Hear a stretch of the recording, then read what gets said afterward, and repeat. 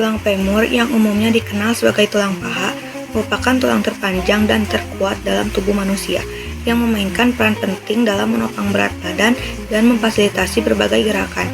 Konstruksinya yang kokoh merupakan bagian integral dari kapasitas tubuh untuk menahan beban dan memungkinkan berbagai gerakan, termasuk berjalan, berlari, dan melompat. Selain itu, tulang paha berperan sebagai penghubung penting antara sendi pinggul dan lutut, yang berkontribusi pada stabilitas mobilitas ekstremitas bawah secara keseluruhan. Selain peran mekanisnya, tulang paha juga berfungsi sebagai tempat penyimpanan penting bagi sumsum tulang, yang penting untuk produksi sel-sel darah.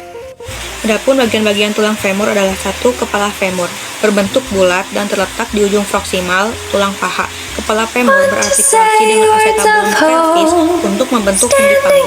Yang kedua, leher femur menghubungkan kepala femur dengan batang femur. Leher femur merupakan tempat umum terjadinya patah tulang, terutama pada orang lanjut usia.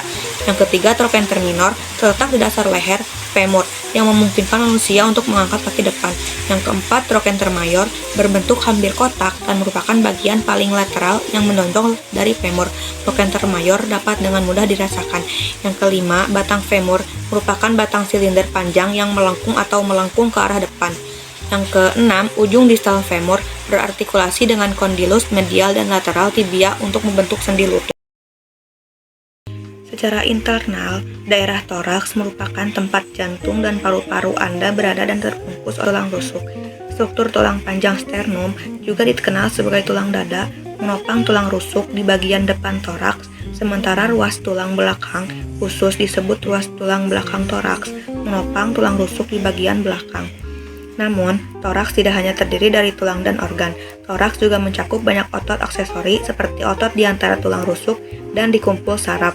Seperti saraf toraks, saraf-saraf ini keluar dari sumsum tulang belakang di toraks dan bertanggung jawab untuk mengirim dan menerima sinyal ke seluruh tubuh.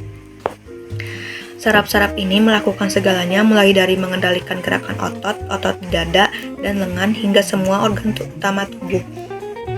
Dinding toraks dan rongga toraks merupakan bagian yang menyusun ruang toraks. Bayangkan dinding toraks seperti dinding ruangan, dan rongga toraks seperti ruang yang diciptakan oleh dinding-dinding tersebut. Dinding toraks memanjang hingga tulang dada dan tulang rawan kosta di depan, tulang rusuk di samping, vertebra toraks dan diskus intervertebralis di belakang, serta diafragma di bagian bawah. Rongga toraks sendiri dapat dibagi menjadi 3 wilayah berbeda, yaitu mediastinum dan rongga pleura kiri dan kanan. Toraks juga memiliki otot, khususnya pada dinding toraks. Yang pertama, interkostal eksternal, inter sama dengan di antara, dan kostal sama dengan tulang rusuk. Yang kedua, tulang rusuk bagian dalam. Yang ketiga, interkostal terdalam. Yang keempat, tulang rusuk bawah. Dan yang kelima, transversus toraks. Ini semua adalah otot yang terlibat dalam proses pernapasan, yang bekerja melalui diafragma yang membatasi batas paling selatan toraks dan merupakan otot pernapasan utama tubuh. Ada juga otot yang umumnya berada di daerah toraks seperti pectoral, subclavius, dan otot serratus anterior dan posterior.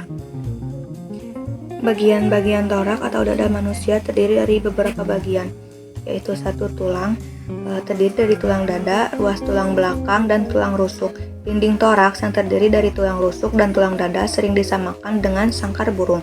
Yang kedua, otot terdiri dari otot-otot yang terlibat dalam pernapasan dan otot-otot yang menghubungkan ekstremitas atas dengan kerangka aksial.